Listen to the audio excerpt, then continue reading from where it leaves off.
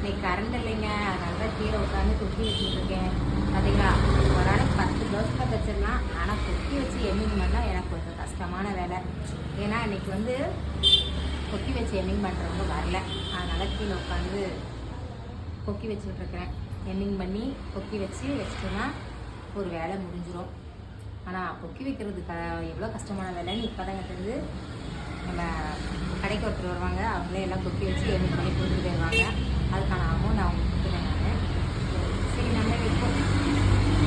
நேரத்தில் எல்லாமே நாம் செஞ்ச வேலை தான். கொஞ்சம் நம்ம ஃப்ரீயாக பிஸியாக இருந்ததுனால ஆள் போட்டு செஞ்சோம். பாருங்கள், ரொம்ப அசால்ட் ஆகிடுச்சுங்க வேலை செய்கிறதே. எம்மிங் பண்ணுறதுக்காக நூல் போட்டுருக்கேன்.